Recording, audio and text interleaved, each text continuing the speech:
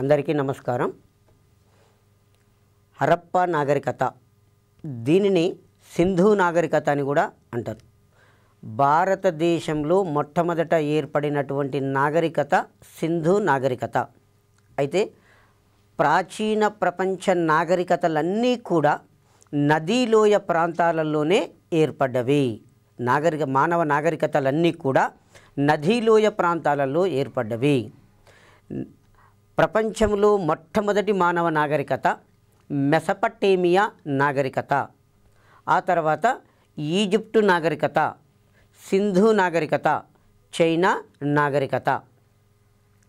ప్రపంచంలో మొదటి మానవ నాగరికత మెసపటేమియా నాగరికత. మెసపటేమియా నాగరికత ఆసియా ఖండం యొక్క పశ్చిమ ప్రాంతంలో ఏర్పడింది.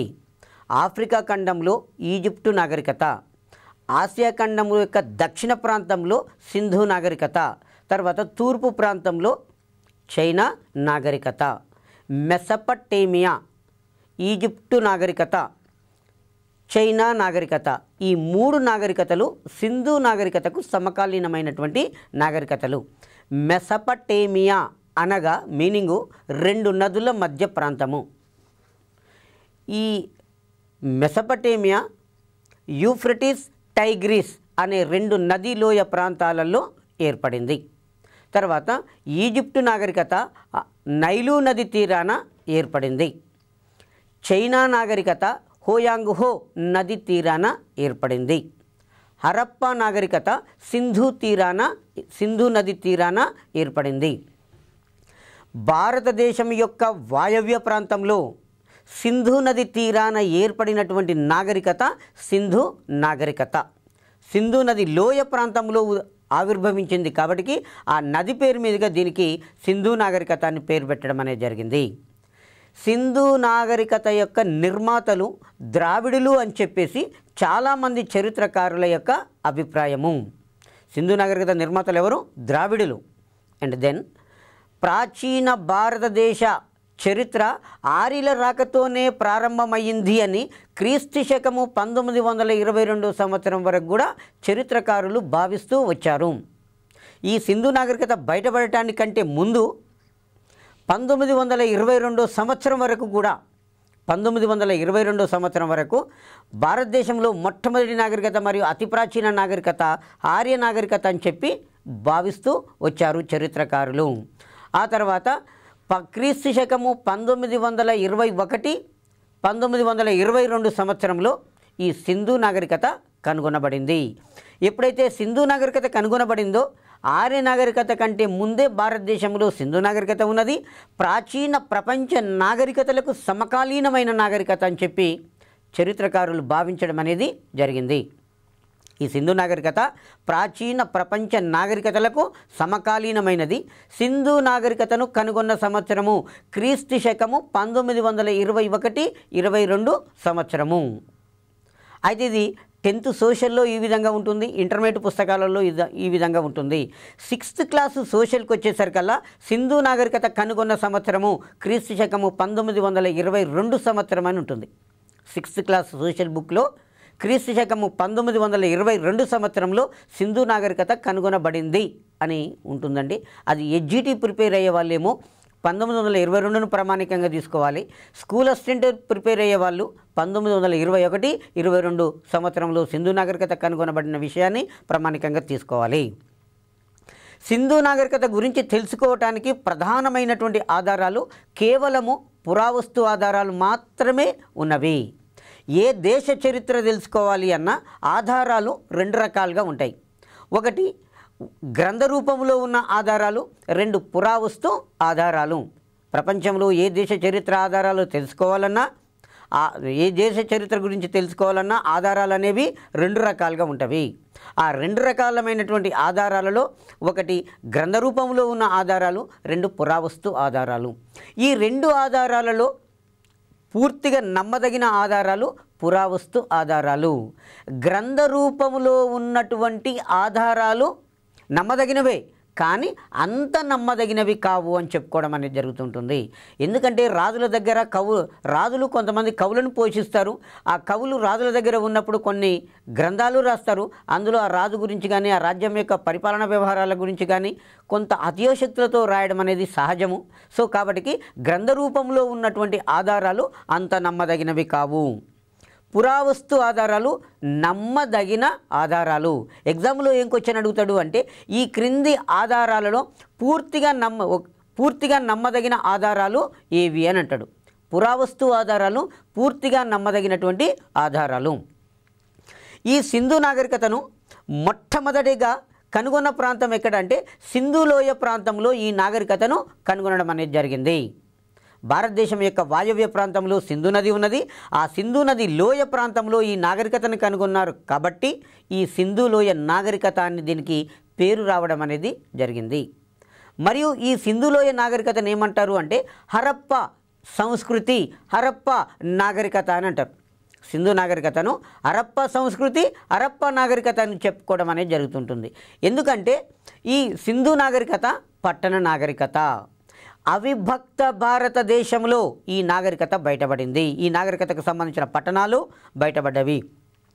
అవిభక్త భారతదేశము ఇప్పుడున్నటువంటి పాకిస్తాను భారతదేశాన్ని కలిపితే అవిభక్త భారతదేశం అని పిలుస్తున్నాం. ఈ అవిభక్త భారతదేశంలో అనేక పట్టణాలు బయటపడ్డవి. కాబట్టి ఈ బయటపడిన పట్టణాలలో మొట్టమొదటిసారిగా కనుగొనబడినటువంటి పట్టణము హరప్ప పట్టణము. సింధు నాగరికతలో మొట్టమొదటిసారిగా కనుగొనబడినటువంటి పట్టణము హరప్ప పట్టణము. కాబట్టి ఈ సింధు నాగరికతను పట్టణ నాగరికత అంటారు. హరప్ప నగరాన్ని ఈ బయటపడిన పట్టణాలకు మూల నమూనాగా తీసుకున్నారు కాబట్టి ఈ నాగరికతను హరప్ప నాగరికత అని పేరు పెట్టడం అనేది జరిగింది. సింధులోయ ప్రాంతంలో ఉద్భవించి ఆవిర్భవించింది కాబట్టి సింధులోయ నాగరికత అన్నారు. మొట్టమొదటిసారిగా కనుగొనబడిన పట్టణము హరప్ప పట్టణము. ఈ నాగరికతకు హరప్ప నగరాన్ని మూలగా తీసుకున్నారు కాబట్టి హరప్ప నాగరికత అని చెప్పడం అనేది జరిగింది. అయితే కొందరు చరిత్రకారులు భారతదేశ చరిత్ర ఈ నాగరికతతోటే ప్రారంభమవుతుంది కాబట్టి ఈ సింధులోయ నాగరికతను మూల భారతీయ నాగరికత అని చెప్పి కొంతమంది చరిత్రకారులు పిలవడం అనేది జరిగింది. సింధు నాగరికత సింధు నది లోయ ప్రాంతంలో ఉద్భవించింది కాబట్టి సింధు నాగరికత. మొట్టమొదటిసారిగా కనుగొనబడిన పట్టణం కాబట్టి హరప్ప నాగరికత. కొంతమంది చరిత్రకారులు భారతదేశ చరిత్ర ఈ నాగరికతతోటే ప్రారంభమవుతుంది కాబట్టి ఈ సింధులోయ నాగరికతను మూల భారతీయ నాగరికత అని చెప్పి కొంతమంది చరిత్రకారులు భావించడం అనేది జరిగింది. ఆ తర్వాత ఈ నాగరికత సింధులోయ నాగరికత అంటేనే మనకు ప్రధానంగా 2 పట్టణాలు ఉన్నవి. ఒకటి మోహంజోదారో, 2 హరప్ప. హరప్ప మోహంజోదారో ఈ సింధులోయ నాగరికతకు చెందిన ప్రధానమైనటువంటి పట్టణాలు. మరి హరప్ప మోహంజోదారో ప్రస్తుతం ఈ 2 పట్టణాలు కూడా పాకిస్తాన్ దేశంలోనే ఉన్నవి. పాకిస్తాన్ దేశంలోని పంజాబ్ రాష్ట్రంలో రావి నది ఒడ్డున క్రీస్తు శకము 1921 సంవత్సరంలో హరప్ప పట్టణము కనుగొనబడింది.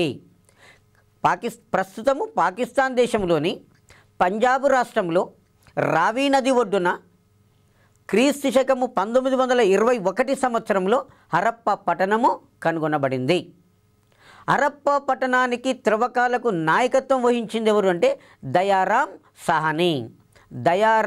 సహానీ అనే పురావస్తు శాస్త్రజ్ఞుడు కేవలము హరప్ప పట్టణంలో జరిగినటువంటి త్రవ్వకాలకు మాత్రమే నాయకత్వం వహించడం అనేది జరిగింది. రెండవ పట్టణము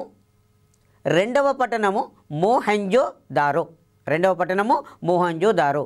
ఈ మోహంజోదారో అనే పట్టణము ప్రస్తుతము పాకిస్తాన్ దేశంలోని సింధు రాష్ట్రంలో లార్కానా జిల్లాలో సింధు నది ఒడ్డున క్రీస్తు శకము 1922 సంవత్సరంలో కనుగొనబడింది. మోహంజోదారో అనేది ఒక పట్టణం. ఈ పట్టణము ప్రస్తుతము పాకిస్తాన్ దేశంలో సింధు రాష్ట్రంలో, ప్రావిన్స్ అన్న రాష్ట్రం అన్న ఒకటే, సింధు రాష్ట్రంలో లార్కానా జిల్లాలో సింధు నది ఒడ్డున క్రీస్తు శకము 1922 సంవత్సరంలో కనుగొనబడింది. ఈ మోహంజోదారో పట్టణం యొక్క త్రవ్వకాలు ఎవరి ఆధ్వర్యంలో జరిగినాయి అంటే ఆర్.డి. బెనర్జీ అధ్యక్షతన దీని త్రవ్వకాలు జరిగినవి. టోటల్గా తీసుకున్నట్లయితే సింధు నాగరికత త్రవ్వకాలకు నాయకత్వం వహించింది సర్ జాన్ మార్షల్. లేదు, సింధు నాగరికతను కనుగొన్న వ్యక్తి sir John Marshall. Sir John Marshall Sindhu నాగరికతను కనుగొన్నాడు. కేవలము హరప్పా పట్టణంలో జరిగిన త్రవ్వకాలకు మాత్రమే దయారాం సాహ్ని, మోహంజోదారోలో జరిగిన త్రవ్వకాలకు మాత్రము ఆర్.డి. బెనర్జీ నాయకత్వం వహించడం అనేది జరిగింది.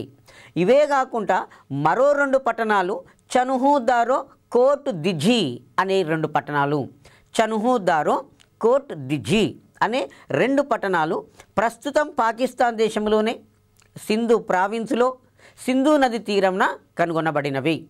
ప్రస్తుతం పాకిస్తాన్ దేశంలోని సింధు ప్రావిన్స్లో సింధు నది తీరాన చనుహుదారో, కోట్ దిజీ అనే పట్టణాలు కూడా బయటపడ్డవి. ఒక్కొక్కసారి ఎగ్జామ్లో ఏమడుగుతాడు అంటే చనుహుదారో అనే పట్టణము ఈ ప్రాంతంలో కనుగొనబడింది, ఈ ప్రాంతంలో బయటపడింది. ఎక్కడ బయటపడింది? సింధు రాష్ట్రంలో బయటపడింది. కోట్ దిజీ అనే పట్టణం బయటపడిన ప్రాంతము సింధు రాష్ట్రము. లేదు, ఒక్కొక్కసారి ఎగ్జామ్లో అడిగే క్వశ్చన్ ఏంటంటే ఈ నదిలో ఏ నది తీరాన ఏ పట్టణం బయటపడిందనే విషయాన్ని మనకు కాంపిటేటివ్ ఎగ్జామ్లో బాగా అడుగుతుంటాడు. ఉదాహరణకు హరప్పా పట్టణము ఈ నది తీరాన కనుగొనబడింది. హరప్పా పట్టణము ఈ నది తీరాన బయటపడింది, రావి నది తీరాన బయటపడింది. చనుహుదారో అనే పట్టణము ఈ నది తీరాన బయటపడింది, సింధు నది తీరాన బయటపడింది. మోహెంజోదారో అనే పట్టణము ఈ నది తీరాన కనుగొనబడింది, సింధు నది తీరాన కనుగొనబడింది. ఇలా ఏ నది తీరాన ఏ పట్టణం బయటపడిందని అడుగుతాడు. ఎక్కువగా గతంలో అనేకసార్లు కాంపిటేటివ్ ఎగ్జామ్లో అడిగినటువంటి బిట్ ఏంటంటే రావి నది తీరాన బయటపడిన పట్టణం ఏది? హరప్పా. లేదు, హరప్పా నగరము ఏ నది తీరాన కనుగొనబడింది అంటే రావి నది తీరాన కనుగొనబడింది. ఆ తర్వాత సింధు నాగరికత పాకిస్తాన్లో బయటపడింది, భారతదేశంలో బయటపడినవి 2 పట్టణాలు. సింధు నాగరికత అంటేనే పట్టణ నాగరికత. ఈ పట్టణ నాగరికతకు సంబంధించిన పట్టణాలు అవిభక్త భారతదేశంలో బయటపడ్డవి. భారతదేశము 2గా విభజింపబడింది.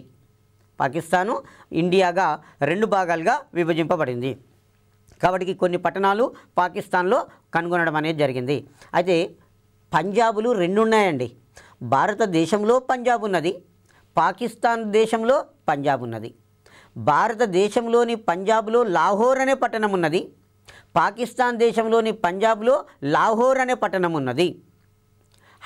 భారతదేశంలో హైదరాబాద్ ఉన్నది, పాకిస్తాన్లో హైదరాబాద్ ఉన్నది. కాబట్టి ఇక్కడ భారతదేశంలో పంజాబ్, పాకిస్తాన్లో పంజాబ్. పాకిస్తాన్లోని పంజాబ్లో ఏ పట్టణం బయటపడింది? హరప్పా పట్టణం బయటపడింది.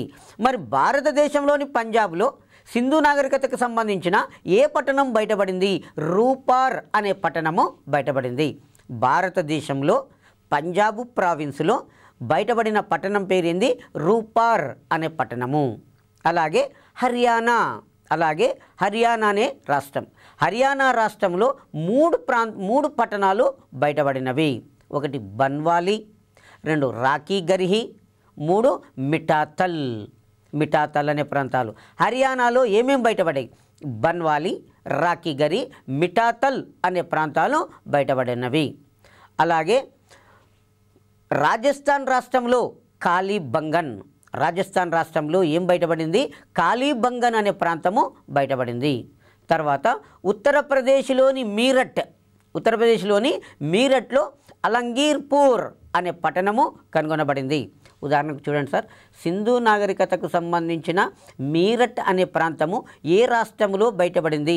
ఉత్తరప్రదేశ్ రాష్ట్రంలో అలంగీర్పూర్ అనే ప్రాంతము ఎక్కడ బయటపడిందంటే ఉత్తరప్రదేశ్లోని మీరట్లో అలంగీర్పూర్ అనేది బయటపడింది. మనకు మీరట్ అనగానే గుర్తుకొచ్చేది ఏంటి అంటే నిజమైన సిపాయిల తిరుగుబాటు ఎక్కడ ప్రారంభమైందంటే మీరట్లో ప్రారంభమైంది. సింధు నాగరికతకు చెందిన అలంగీర్పూర్ అనే పట్టణము ఎక్కడ బయటపడింది? మీరట్లో కనుగొనబడింది. అలాగే గుజరాత్ రాష్ట్రంలో బయటపడినటువంటి ప్రాంతాలు లోథాల్, ధోల్వీరా, రంగాపూర్, సర్కోటడా అనే ప్రాంతాలు గుజరాత్ రాష్ట్రంలో బయటపడ్డవి. గుజరాత్లో ఏం బయటపడి లోథాల్, ధోల్వీరా, రంగాపూర్, సర్కోటడా అనే ప్రాంతాలు గుజరాత్లో బయటపడినవి. పంజాబ్ రాష్ట్రంలో రూపారు, హర్యానాలో బన్వాలి, రాకీగరి, మిఠాతల్, రాజస్థాన్లో కాలీబంగన్, ఉత్తరప్రదేశ్లోని మీరట్లో అలంగీర్పూర్, గుజరాత్ రాష్ట్రంలో లోథాల్, ధోల్వీరా, రంగాపూర్, సర్కోటడా అనే ప్రాంతాలు బయటపడ్డవి. ఈ ప్రాంతాల గురించి ఎగ్జామ్లో డిఎస్సిలో చాలాసార్లు క్వశ్చన్స్ అడగడం అనేది జరుగుతుంటుంది. ఫర్ ఎగ్జాంపుల్ గత ప్రీవియస్ ఎగ్జామ్లో అడిగింది ఏంటంటే సింధు నాగరికతకు చెందిన రంగాపూర్ అనే పట్టణము ఈ ప్రాంతంలో బయటపడింది, గుజరాత్ రాష్ట్రంలో బయటపడింది. సింధు నాగరికతకు చెందిన రూపార్ అనే పట్టణము ఎక్కడ బయటపడింది? పంజాబ్ ప్రావిన్స్లో బయటపడింది. సింధు నాగరికతకు చెందిన కాలీబంగన్ అనే ప్రాంతము, సింధు నాగరికతకు చెందిన కాలీబంగన్ అనే ప్రాంతము కనుగొనబడిన రాష్ట్రము రాజస్థాన్ రాష్ట్రంలో. సింధు నాగరికతకు చెందిన సర్కోటడా అనే ప్రాంతము బయటపడినటువంటి ప్రాంతము గుజరాత్ రాష్ట్రంలో బయటపడింది. మిఠాతల్ అనే ప్రాంతము ఏ రాష్ట్రంలో కనుగొనబడింది? హర్యానా రాష్ట్రంలో మిఠాతల్ అనే ప్రాంతము కనుగొనబడింది. ఇలా పంజాబ్ రాష్ట్రంలో రూపారు మనకు పంజాబ్ పైన ఉంటుంది, భారతదేశంలో అన్నిటికంటే పైన పంజాబ్ రాష్ట్రం అనేది ఉంటుంది. జమ్మూ కాశ్మీరం తర్వాత పంజాబ్ రాష్ట్రం ఉంటుంది. పంజాబ్ రాష్ట్రంలో ఏం బయటపడిందండి? రూపార్ అనే పట్టణము బయటపడింది. పంజాబ్ కింద ఏముంటుంది అంటే హర్యానా అనే రాష్ట్రం ఉంటుంది. హర్యానా రాష్ట్రంలో 3 పట్టణాలు బయటపడ్డాయి. 1 బన్వాలి, 2 రాకీగరి, 3 మిఠాతల్. ఎడ్జిటి వాళ్ళైతేనేమో బన్వాలి 1 గుర్తుపెట్టుకుంటే సరిపోతుంది. స్కూల్ అసిస్టెంట్ వాళ్ళైతేనేమో రాకీగరి, మిఠాతల్ అనే 2 ప్రాంతాలను గుర్తుపెట్టుకోవాలి. అండ్ దెన్ రాజస్థాన్ రాష్ట్రంలో కాలీబంగన్ అనే ప్రాంతం బయటపడింది. ఉత్తరప్రదేశ్లో మీరట్ అనే ప్రాంతంలో అలంగీర్పూర్ అనే పట్టణం కనుగొనబడింది. గుజరాత్ రాష్ట్రంలో మటుకు 4 పట్టణాలు బయటపడ్డవి. అందులో లోథాల్, ధోల్వీరా, రంగాపూర్, సర్కోటడా అనే ప్రాంతాలు మొదలుగున్నవి. ఈ సింధు నాగరికతను 3 దశలుగా విభజించడం అనేది జరిగింది. ఢిల్లీలో జవహర్లాల్ నెహ్రూ యూనివర్సిటీలో రోమిల్లా థాపర్ హిస్టరీ ప్రొఫెసర్గా పనిచేసేవారు. వారు ఈ సింధు నాగరికత మీద పరిశోధన చేసి ఈ సింధు నాగరికత యొక్క కాలాన్ని 3 భాగాలుగా ఆమె అంచనా వేయడం అనేది జరిగింది. 1 పూర్వ దశ, 2 పరాకాష్ఠ దశ, 3 తుది దశ అని చెప్పి 3 భాగాలుగా ఆమె ఈ నాగరికతను విభజించడం అనేది జరిగింది.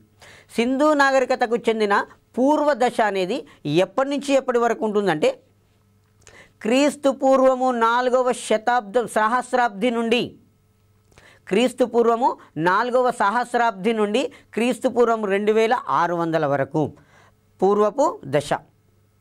క్రీస్తు పూర్వము 4వ సహస్రాబ్ది నుండి క్రీస్తు పూర్వము 2600 సంవత్సరాల వరకు. రెండవది పరాకాష్ఠ దశ. క్రీస్తు పూర్వము 2600 నుండి క్రీస్తు పూర్వము 1900 సంవత్సరాల వరకు ఇది పరాకాష్ఠ దశ, ఉన్నత ఉచ్చ స్థితి, ఉచ్చ దశ అని కూడా చెప్తాం.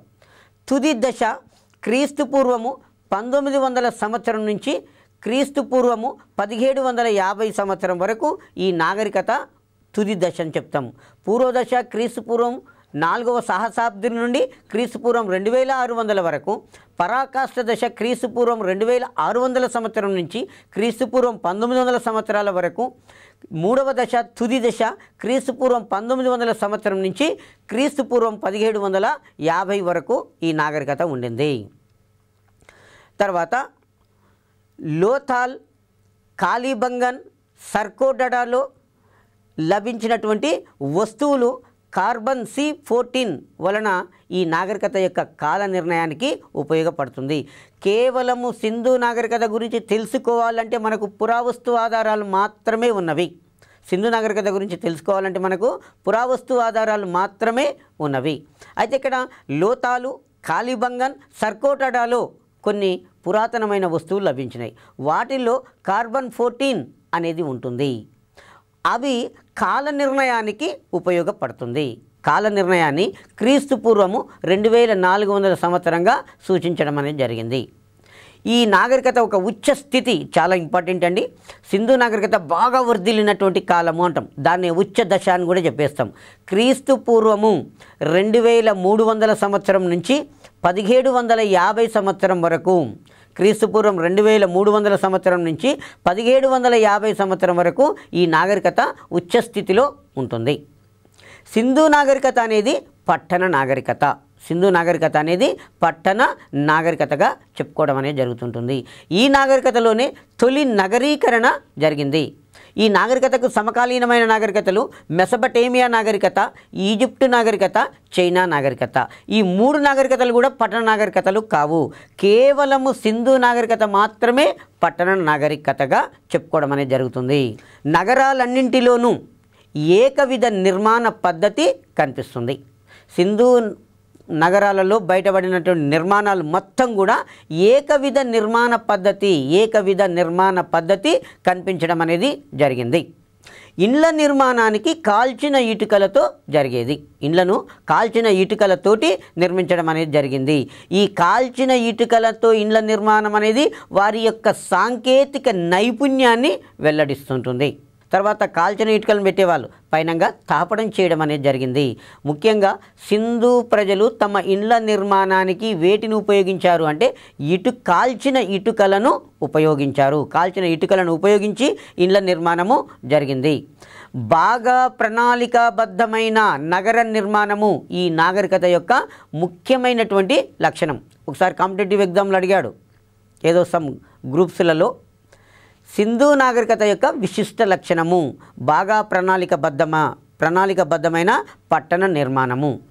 రెండవది కూడా వస్తుందండి, ప్రాచీన ప్రపంచ నాగరికతలకు లేని మరొక విశిష్టమైన లక్షణము మురుగునీటి పారుదల కేవలం సింధు నాగరికతకు మాత్రమే ఉన్నది. అదే డ్రైనేజీ సిస్టమ్ అని చెప్పేస్తాం. సింధు నాగరికత విశిష్ట లక్షణం అంటే ఫస్ట్ పాయింట్ పట్టణ నాగరికత, దాని తర్వాత ప్రాచీన ప్రపంచ నాగరికతలకు లేనటువంటి మరొక విశిష్ట లక్షణం ఏంటి అంటే మురుగునీటి పారుదల ఉన్నది. అదే దాన్ని మనము డ్రైనేజీ వాడకము అని చెప్పేస్తాం. అయితే సింధు నాగరికత ఇండ్ల నిర్మాణము కేవలము దోల్ వీరా అనే పట్టణములో రాతిని ఉపయోగించినటువంటి కట్టడాలు బయటపడ్డవి. కట్టడాలలో రాతిని ఉపయోగించినటువంటి ఆనవాళ్ళు ఎక్కడ బయటపడ్డవి అంటే దోల్ వీరా అనే ప్రాంతంలో, దోల్ వీరా అనే పట్టణంలో రాతి వాడకం అనేది మనకు కనిపిస్తుంది. అయితే ప్రభుత్వ భవనాలను ఎత్తైన ప్రదేశాలలో, పౌరుల నివాసాలు తూర్పున పల్లపు ప్రాంతాలలో నిర్మించడం అనేది జరిగింది. బాగా ప్రణాళికబద్ధమైన పట్టణ నిర్మాణం. ఈ పట్టణాలు అనేది ఒక పూసల చట్రంలో బంధింపబడి ఉన్నదా అన్నట్లుగా పట్టణ నిర్మాణము జరిగేది. స్క్వేర్ టైప్లో ఉండేది. పశ్చిమాన ఒక మెరక ప్రాంతం ఉండేది. ఆ మెరక ప్రాంతం మీద ఒక కోట నిర్మించేవాళ్ళు. అందులో మొత్తం కూడా ప్రభుత్వ భవనాలు ఉండేవి. మరి సామాన్యుల యొక్క, పౌరుల యొక్క, ప్రజల యొక్క నివాసాలు తూర్పు వైపున పల్లపు ప్రాంతాలలో, పౌరుల యొక్క నివాసాలు ఎక్కడ ఉండేవి? తూర్పు వైపున పల్లపు ప్రాంతాలలో పౌరుల నివాసాలు, పశ్చిమ వైపున మెరక ప్రాంతంలో కోట, ప్రభుత్వ భవనాలు అనేవి నిర్మించబడినవి. ఆ తర్వాత సింధు నాగరికతలో గుర్రపు ఎముకలు బయటపడినటువంటి ప్రాంతము సర్కోట్టడ. అయితే ఇక్కడ సింధు ప్రజలకు తెలియని జంతువు గుర్రం. సింధు ప్రజలకు తెలియని జంతువు గుర్రము. కానీ గుర్రపు అవశేషాలు ఎక్కడ బయటపడ్డవి? సర్కోటడ అని చెప్పడం జరుగుతుంది. అయితే బహుశా ఇవి కంచర గాడిద ఎముకలై ఉండవచ్చు అని చరిత్రకారుల యొక్క అభిప్రాయము. సర్కోటడాలో గుర్రపు ఎముకలు బయటపడినవి అని ఉంటుంది. కానీ అవి గుర్రపు ఎముకలు కావండి, అది బహుశా కంచర గాడిద ఎముకలై ఉండొచ్చు అని చరిత్రకారుల యొక్క అభిప్రాయము. మరియు సింధు ముద్రలలో ఒకటి పులి బొమ్మ కూడా బయటపడడం అనేది జరిగింది. అంటే సింధు ప్రజలకు పులి అనే జంతువు కూడా తెలుసు. మురుగునీటి పారుదల సౌకర్యము ప్రపంచంలో ఏ ప్రాచీన నగరంలో లేదు. కేవలము ఒక సింధు నాగరికతకు మాత్రమే ఈ మురుగునీటి పారుదల సిస్టమ్ ఉన్నది. ప్రతి వీధిలో ఇటుకలతో మురుగునీటి కాలువలను నిర్మించారు. ప్రతి వీధిలో మురుగునీటి కాలువలు ఉండేవి. ప్రతి ఇంటిలో ఒక బావి ఉండేది. ఆ వేస్టేజ్ వాటర్ మొత్తం కూడా గొట్టాల ద్వారా వచ్చి వీధిలో ఉన్నటువంటి మురుగునీటి కాలువలో కలిసేటట్లుగా ఏర్పాట్లు చేసుకోవడం అనేది జరిగింది. మరి ప్రపంచంలో ఏ నాగరికత కూడా లేనట్టు మరో ముఖ్యమైన లక్షణం ఏంటంటే మురుగునీటి పారుదల, అదే డ్రైనేజీ సిస్టము అంటున్నాము. ఆ డ్రైనేజీ సిస్టము అనేది ఒక సింధు నాగరికతకు మాత్రమే పరిమితమైనది. వీధుల మధ్యలో ఒక కాలువలాగా తీసి ఇటుకలతోటి డ్రైనేజీ కాలువను నిర్మించేవారు. అక్కడక్కడ ఈ మాన్యూ హోల్స్ అనేవాళ్ళు ఏర్పాటు చేసేవాళ్ళు. అక్కడక్కడ మాన్యూ హోల్స్ను ఏర్పాటు చేశారు. అంటే ఏదైనా ఇబ్బందికరమైన పరిణామాలు తలెత్తినప్పుడు మనుషులు అనేవాళ్ళు అందులోకి దిగి దాన్ని ఆ డ్రైనేజీని బాగు చేయడానికి మాత్రము ఉపయోగించుకోవడం అనేది జరిగింది. హరప్ప, మోహంజోదరో నగరాలు ఒకదానికి ఒకటి లంబకోణములో ఖండించుకునే విధంగా ఉన్నవి. బహుశా హరప్పానేమో పంజాబ్లో ఉంటుంది, మోహంజోదారోనేమో సింధు రాష్ట్రంలో ఉంటుంది. ఈ రెండు నగరాల మధ్య దూరం ఎంత అంటే 600 మైళ్ళ దూరం ఉంటుంది. హరప్పాకు మోహంజోదారోకు మధ్య దూరము 600 మైళ్ళు ఉంటుంది. అయినప్పటికీ కూడా ఈ సింధు నాగరికతలో రెండు ప్రముఖమైన నగరాలు. ఈ రెండు నగరాలు ఎలా నిర్మించబడిరు అంటే ఒకదానికి ఒకటి లంబకోణంలో ఖండించుకునే విధానంగా ఈ నగరాలు అనేవి ఉన్నవి. హరప్ప, మోహంజోదారో నగరాలలో వీధులన్నీ కూడా ఒకదానికొకటి లంబకోణంలో ఖండించుకునేటట్టుగా ఉండేది. తర్వాత పొడవైనటువంటి రహదారులు, వీధులు, వాటి మధ్యన చతురస్రాకారపు పేటలు అనేవి మనకి ఈ రెండు నగరాలలో కనిపించడం జరిగింది. ఆ తర్వాత ప్రధాన వీధులు, సింధు నాగరికతలో ప్రధానమైన వీధులు ఉత్తరం నుంచి దక్షిణానికి వచ్చాయి. ప్రధానమైన వీధులు ఉత్తరం నుంచి దక్షిణానికి వచ్చినవి. ఉపవీధులు అనేవి తూర్పు నుంచి పడమరలుగా, ఉపవీధులు అనేవి తూర్పు నుంచి పడమరలుగా ఉపవీధులు ఉన్నవి. మోహంజోదారో పొరలలో మృతుల దిబ్బ, స్నానాల వాటిక అనేది బయటపడింది. మోహంజోదారోలో ఏమేం బయటపడేవి అంటే మొహంజోదారో అంటే సింధీ భాషలో మృతుల దిబ్బ అని అర్థం. మొహంజోదారో అంటే సింధీ భాషలో మృతుల దిబ్బ అని అర్థం. మోహంజోదారోలో మహాస్నాన వాటిక బయటపడింది. మహాస్నాన వాటిక, దీన్ని గ్రేట్ బాత్ అని కూడా చెప్తాం.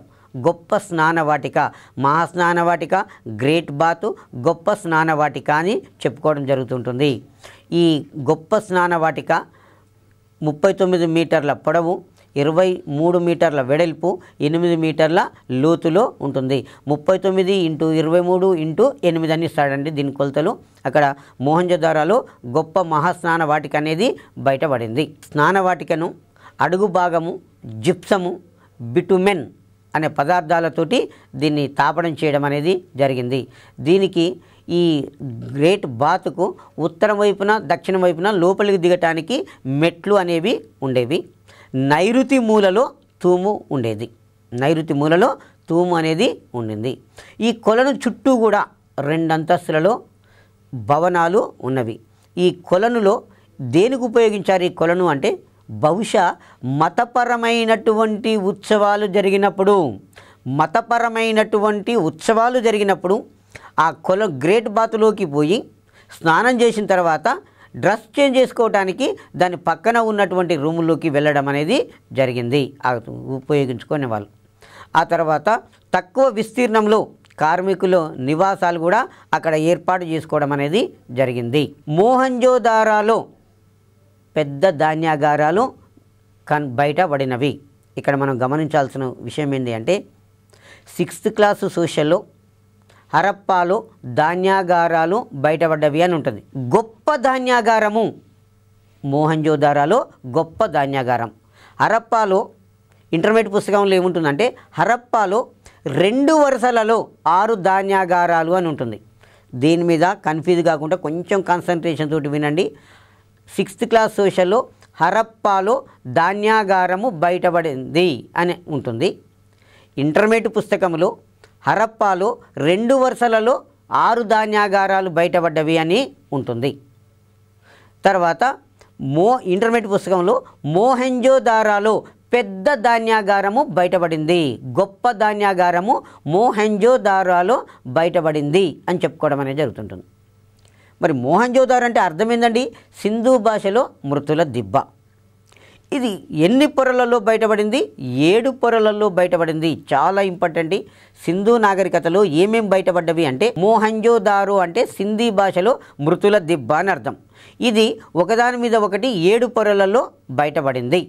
మరియు ఈ పట్టణంలో కంచుతో పోత పోసిన నాట్య కత్తె విగ్రహము బయటపడింది. మోహంజోదారోలో కంచుతో చేసిన నాట్య కత్తె విగ్రహము బయటపడింది. హరప్పాలో ధాన్యాగారాలు, కార్మికుల నివాసాలు చాలా ఇంపార్టెంట్. కార్మికుల నివాసాలు ఎక్కడ బయటపడ్డవి? నేను గతంలో చెప్పాను కార్మికుల నివాసాలు అని. హరప్పా మోహంజోదారో అని ఉంటుంది, అది కరెక్ట్ కాదు. అది ఇంటర్మీడియట్ పుస్తకంలో ఉంటుంది, అది స్కూల్ అసిస్టెంట్ వాళ్ళకి మాత్రం సంబంధించి ఉంటుంది. ఇది మళ్ళీ హరప్పాలో ధాన్యాగారాలు ఉన్నవి, కార్మికుల నివాస భవనాలు ఉన్నవి అని బయటపడినవి. ఇది రైట్ ఆన్సర్ కిందికి వస్తుంది. ఆ తర్వాత రాతితో మలిచిన నటరాజ విగ్రహము ఎక్కడ బయటపడింది? హరప్పాలో. నాట్య కత్తె విగ్రహము రాగితో చేసిన రాగితో చేసిన నాట్యకత్తె విగ్రహము మోహంజోదారోలో. రాతితో మలిచిన నటరాజ విగ్రహము హరప్పాలో బయటపడింది. ఈ నాగరికత వృద్ధి దశలో తెగ నాయకులు ఒక సంకీర్ణ వ్యవస్థగా ఏర్పడి పాలన చేసి ఉండవచ్చు అని చరిత్రకారుల యొక్క అభిప్రాయము. సింధు నాగరికత పాలకులు అనేవాళ్ళు ఎవరు అని చెప్పేస్తాం.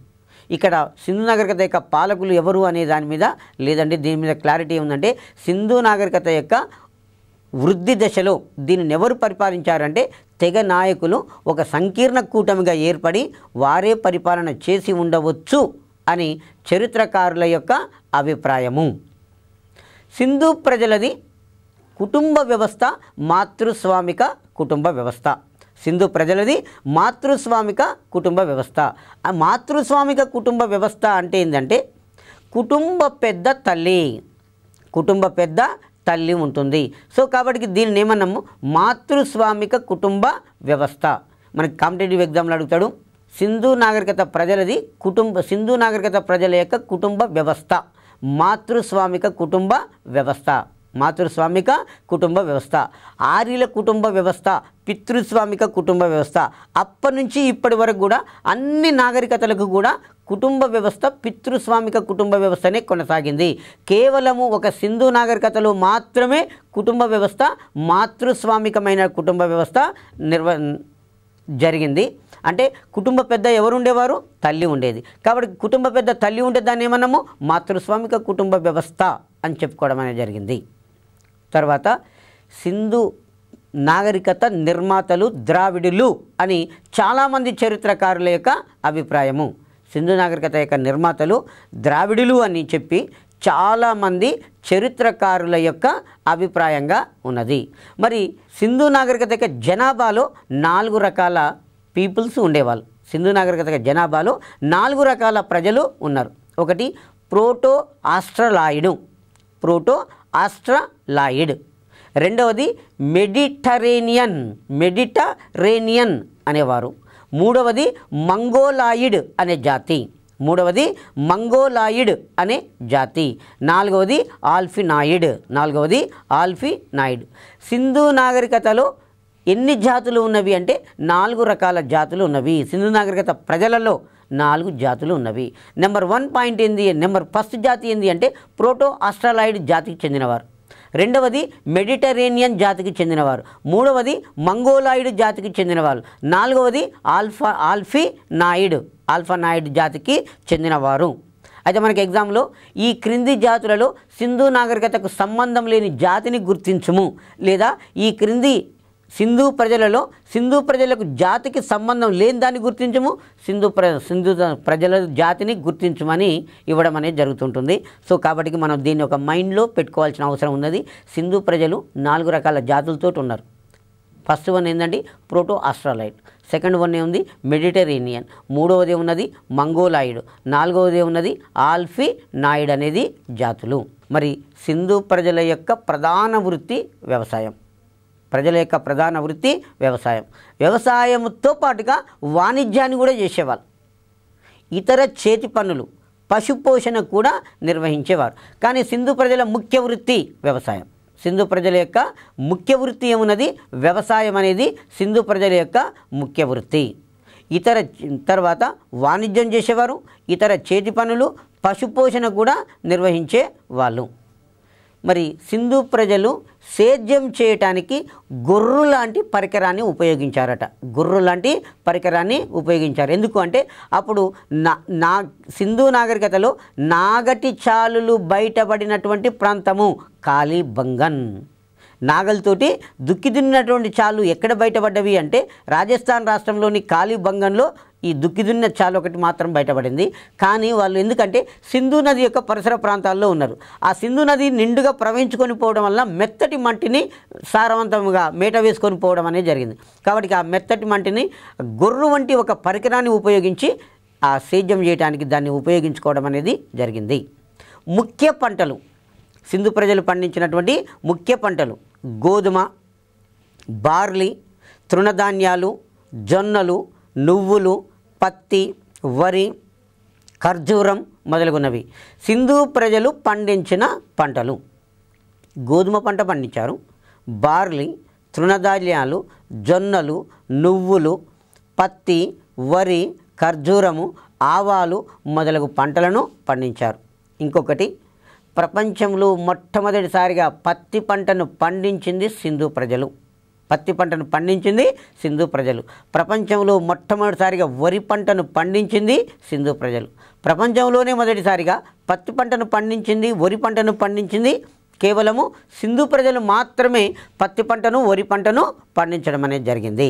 తర్వాత వీరు పెంచుకున్నటువంటి ముఖ్యమైనటువంటి జంతువులు ఎద్దు, దున్నపోతు, గొర్రె, మేక, కుక్క, ఆవు, ఒంటె, పంది, పిల్లి మొదలగు జంతువులను మచ్చిక చేసుకోవడం అనేది జరిగింది.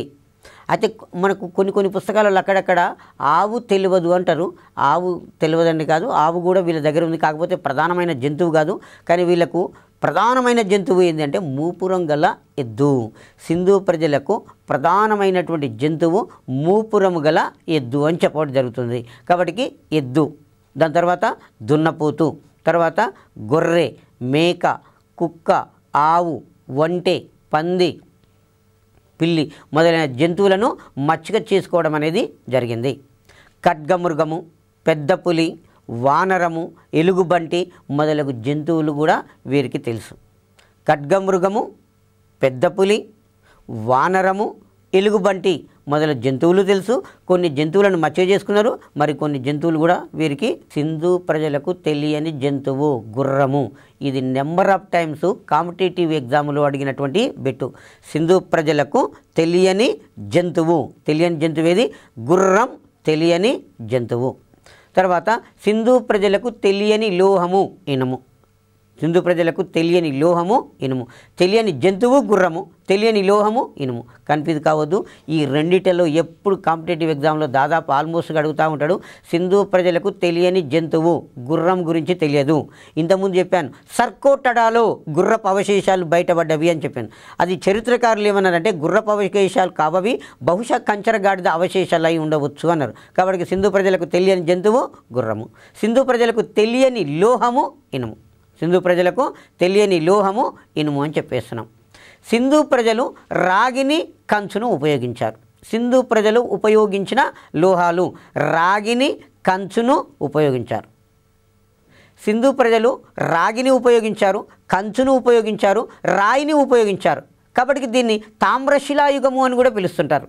రాగి, కంచు, రాయి ఈ మూడింటిని ఉపయోగించారు. రాగిని ఉపయోగించారు, కంచును ఉపయోగించారు, మరి రాతితోటి కూడా పనిముట్లు తయారు చేసుకున్నారు. కాబట్టి దీన్ని మనం తామ్రశిలాయుగం అని కూడా సింధు నాగరికతకు మరొక పేరు కూడా ఉంటుంది. రాగిని ఎక్కువగా ఉపయోగించారు. కంచును దేనికి ఉపయోగించారు? వంట సామాగ్రికి ఉపయోగించారు. కొన్నిసార్లు ఆయుధాల తయారీకి కూడా కంచును ఉపయోగించడం అనేది జరిగింది. సింధు ప్రజలు ఉన్నితోటి, పత్తితో చేసిన వస్త్రాలను ధరించేవాళ్ళు. సింధు ప్రజలు వస్త్రాలను దేనితో తయారు చేసుకున్నారు అంటే ఉన్నితోటి, పత్తితోటి చేసిన వస్త్రాలను ధరించడం అనేది జరిగింది. ఆ తర్వాత సింధు ప్రజలు అలంకార ప్రియులు. స్త్రీలు కానీ పురుషులు కానీ ఇరువురు కూడా అలంకార ప్రియులు. అలంకారం చేసుకోవడం అంటే వాళ్ళకు బాగా ఇష్టంగా ఉండేది. సింధు ప్రజలు మగవాళ్ళు ఎలా ఉండేవాళ్ళు అంటే గుండు చేయించుకునేవాళ్ళు, మీసాలు తీసేసేవాళ్ళు, గడ్డం పెంచుకునేవాళ్ళు. ఇది ఒక టైప్ ఆఫ్గా ఉండేది. స్త్రీలు పురుషులు ఇద్దరు కూడా ఆభరణాలు ధరించేవాళ్ళు. బంగారము, వెండి, రాగి, పూసలు, ఎముకలు, కొమ్ము, గవ్వలతో ఆభరణాలు తయారు చేసేవాళ్ళు. సింధు ప్రజలు అలంకార ప్రియులు. బంగారంతో, తర్వాత వెండితోటి, రాగితోటి, పూసలు, ఎముకలు, కొమ్ము, గవ్వలతో చేసినటువంటి ఆభరణాలను సింధు ప్రజలు ఇష్టపూర్వకంగా ధరించడం అనేది జరిగింది. సింధు ప్రజల యొక్క ముఖ్యమైనటువంటి వినోదాలు: వేట ముఖ్య వినోదం, జూదము, నృత్యము, సంగీతము, చదరంగం. వేట, జూదము, నృత్యము, సంగీతము, చదరంగము సింధు ప్రజల యొక్క ముఖ్యమైనటువంటి వినోదాలుగా చెప్పుకోవడం అనేది జరుగుతుంటుంది. మనకు ఓసారి ఎగ్జామ్లో అడుగుతాడు, సింధు ప్రజల ముఖ్య వినోదము వేట, జూదము, నృత్యము, సంగీతము, చదరంగం. ఈ క్రింది వానిలో కానిదేది అని అంటాడు. లేకపోతే సింధు ప్రజల యొక్క ముఖ్య వినోదాన్ని గుర్తించము ఈ క్రింది వానిలో అని అడుగుతాడు. సో ఈ విధంగా కూడా క్వశ్చన్ రావడానికి ఆస్కారం ఉంటుంది. మరి వస్తు మార్పిడి ద్వారా మాత్రము వర్తకము జరిగేది. సింధు నాగరికత కాలంలో వస్తు మార్పిడి ద్వారా వర్తకము జరిగేది. దాన్ని ఏమంటాము అంటే బార్టర్ సిస్టమ్ అంటాం. బార్టర్ పద్ధతి, బార్టర్ సిస్టము అంటాం. సింధు నాగరికత యొక్క వర్తకం ఎలా జరిగింది అంటే వస్తు మార్పిడి ద్వారా జరిగింది. వస్తు మార్పిడి విధానానికి మరొక పేరు బార్టర్ పద్ధతి అని చెప్పేసి చాలా ఇంపార్టెంట్ అయినటువంటి బిట్టు. వ్యాపారం కోసము తూకాలను, కొలతలను ఉపయోగించారు. సింధు నాగరికత ప్రజలు వర్తకం చేసేటప్పుడు సింధు నాగరికత ప్రజలు వర్తకంలో దేన్ని ఉపయోగించారు అంటే తూకాలను ఉపయోగించారు, కొలతలను ఉపయోగించారు. వస్తు మార్పిడిపైనే వ్యాపారం జరిగేది. 16 వస్తువులను ఒక ప్రామాణికంగా తీసుకున్నారు. 16 వస్తువులను ఒక ప్రామాణికంగా తీసుకున్నారు. కాబట్టి 16 ప్రామాణిక సంఖ్య వీరికి. సింధు ప్రజలకు ప్రామాణికమైనటువంటి సంఖ్య 16. 16 వీరికి ప్రధానమైనటువంటి ప్రామాణికమైనటువంటి సంఖ్య. మరి లెక్క పెట్టడానికి దశాంశ పద్ధతిలో వస్తువులను లెక్కించడం అనేది జరిగింది. జనరల్గా భూమి మీద సరుకుల రవాణా ఎద్దుల బండి ద్వారా జరిగేది. భూమి మీద సరుకుల రవాణాకు ఎద్దుల బండిని ఉపయోగించడం అనేది జరిగింది. సరుకుల రవాణా దేని ద్వారా జరిగేదండి? ఎద్దుల బండి ద్వారా సరుకుల యొక్క రవాణా జరిగేది. ఆ తర్వాత సింధు ప్రజలు ఆఫ్ఘనిస్తాన్, ఎందుకంటే భారతదేశం యొక్క వాయవ్య ప్రాంతం పైన ఉండేది ఆఫ్ఘనిస్తాన్ దేశమే ఉంటుంది. Afghanistan, Iran, Iraq, Egypt, Babylon మొదలు దేశాలతోటి వర్తక సాంస్కృతిక సంబంధాలు నిర్వహించేవారు. ఈ బిట్లు చాలాసార్లు మనకు కాంపిటేటివ్ ఎగ్జామ్లో అడుగుతున్నాడు, ముఖ్యంగా డిఎస్సిలో అడుగుతున్నాడు. సింధు నాగరికత ప్రజలు ఈ దేశంతో సాంస్కృతిక సంబంధాన్ని కలిగి ఉండేవాళ్ళు. ఇది గతంలో ప్రీవియస్ ఎగ్జామ్లో అడిగాడు. సింధు నాగరికత ప్రజలు ఈ దేశంతో సాంస్కృతిక సంబంధాన్ని కలిగి ఉండేవారు. ఆఫ్ఘనిస్తాన్ దేశము.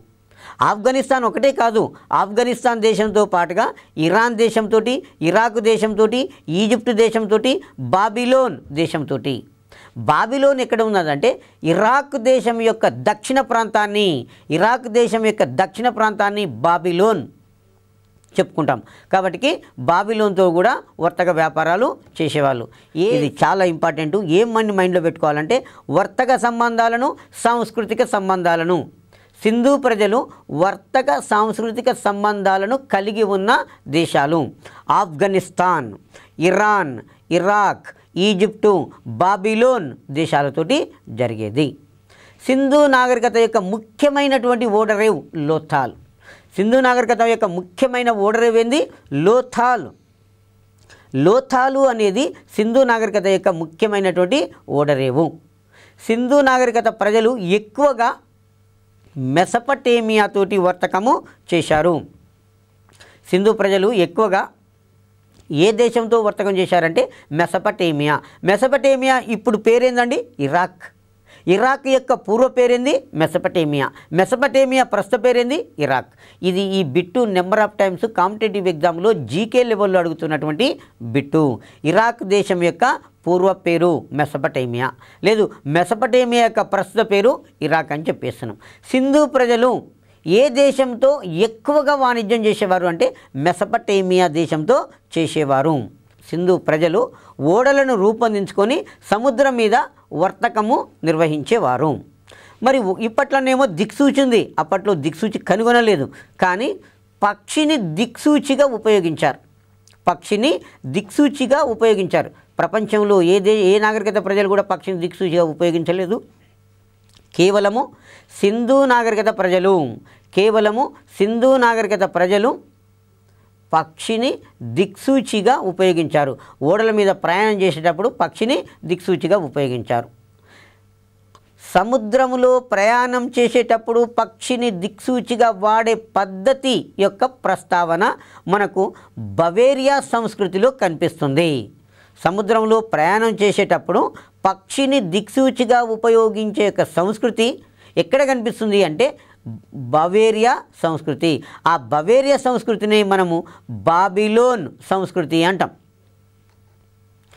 జాతక కథలు అంటే పూర్వ చరిత్ర గురించి, పూర్వ వృత్తాంతాన్ని గురించి చెప్పే వాటినే జాతక కథలు అంటున్నాము.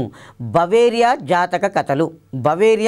జాతక కథలలో ఏమున్నది అంటే పక్షిని దిక్సూచిగా ఉపయోగించే పద్ధతి గురించి బవేరియా జాతక కథలలో చెప్పడం అనేది జరిగింది.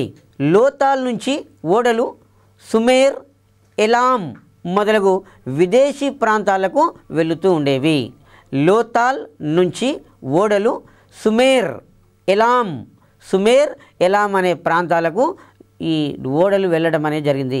సింధు నాగరికత యొక్క ముఖ్య ఓడరేవు లోతాల్ నుంచి ఓడరేవు ఏ ప్రాంతాలకు వెళ్తుండేవంటే సుమేర్, ఎలాం అనే విదేశీ ఓడరేవులకు ఇక్కడి నుంచి ఓడలు వెళ్ళడం అనేది జరిగింది.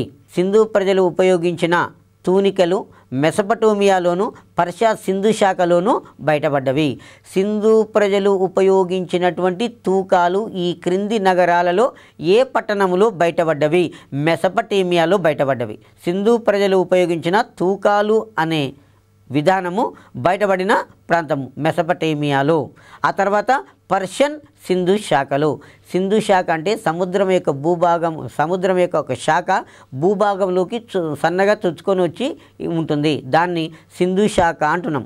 పర్షియన్ సింధు శాఖలోను మెసపటోమియాలోను ఈ తూనికలను ఉపయోగించినటువంటి కొలతలు బయటపడడం అనేది జరిగింది.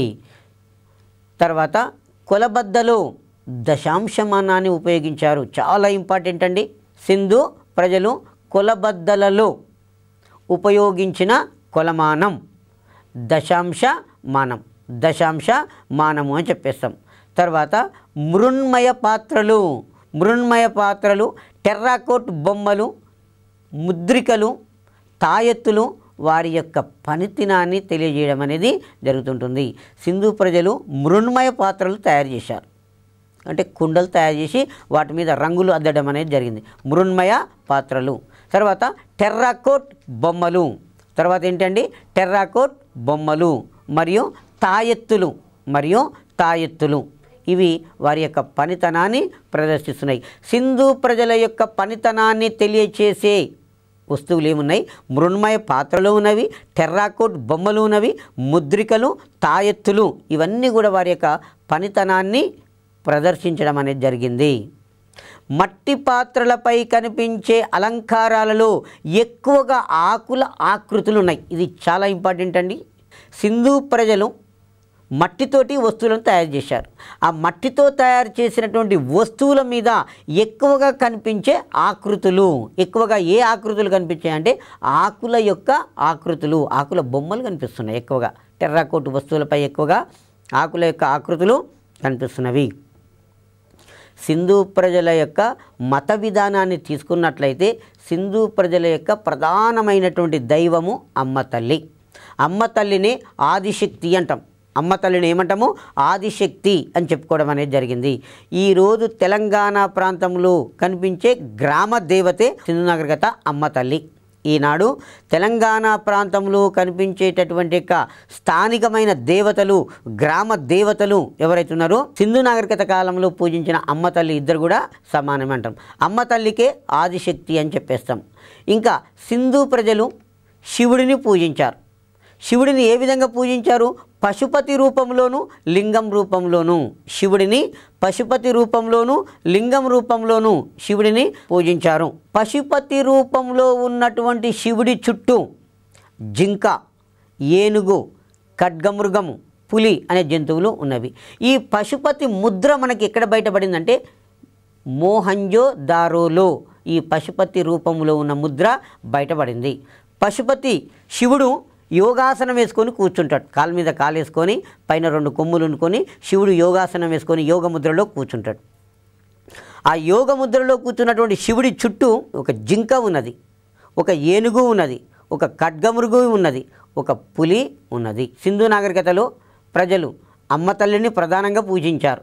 తర్వాత శివుడిని లింగం రూపంలోనూ పశుపతి రూపంలోనూ పూజించారు.